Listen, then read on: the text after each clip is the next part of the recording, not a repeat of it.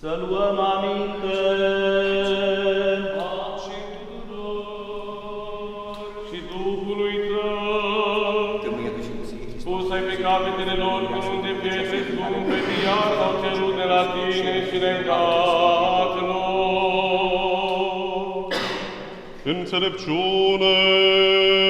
Din epistola către Efeseni a Sfântului Apostol Pavel, citire.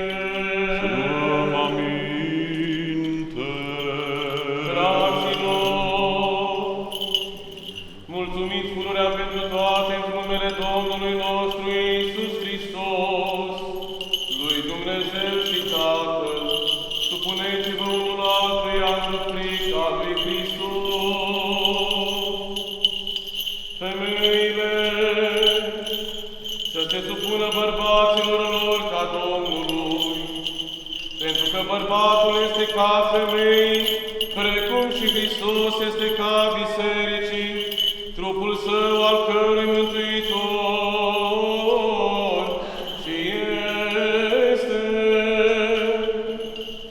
Căci precum biserica se supune lui Hristos, tot așa și femeile bărbaților lor întru toate. Bărbaților, iubiți pe femeile voastre, după cum și Hristos a iubit biserica, s-a dat pe sine pentru ea, ca să o sfințească curățind-o cu baia pe prin cuvânt, și ca să o împățișeze sieși biserică slăvită, neavând întinăciune ori prihană, ori altceva de acest fel. Așadar, bărbații sunt datori să-și iubească femeile, ca pe însăși trupurile lor. Cel ce-și iubește pe femeia sa, pe sine se iubește.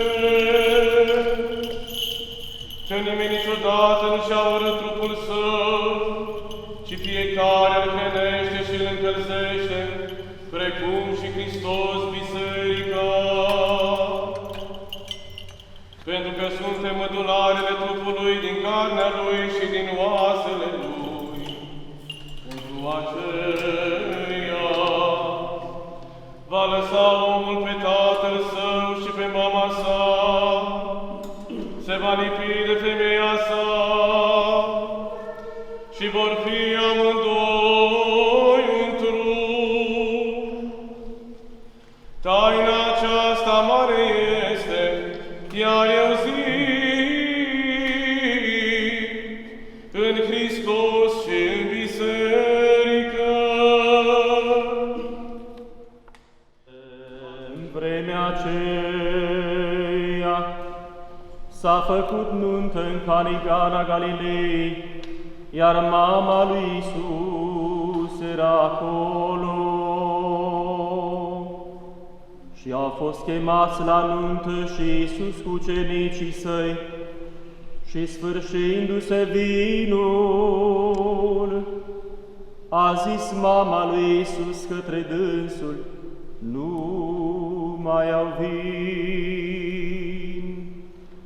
Iar Iisus i-a răspuns: ce ne privește pe mine și pe tine, femeie? Încă n-a venit ceasul meu.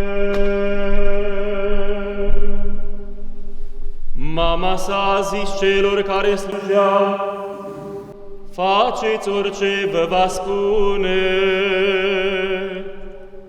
Și erau acolo 6 vase de piatră, puse pentru curățirea iudeilor, care luau câte 2 sau 3 vedre.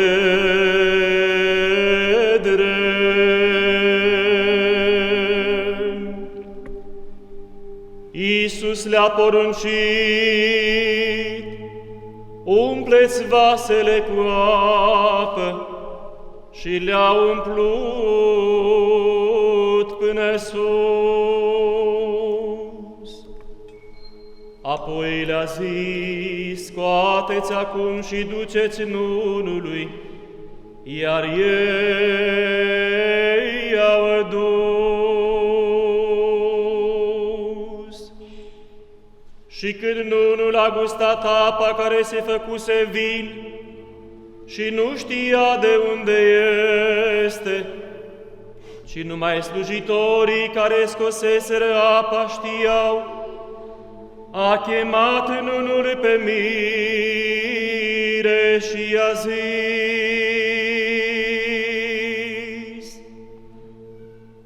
orice om pune întâi vinul cel bun și când se amețe spune pe cel mai slab, dar tu ai ținut vinul cel bun până acum. Și a arătat slava sa.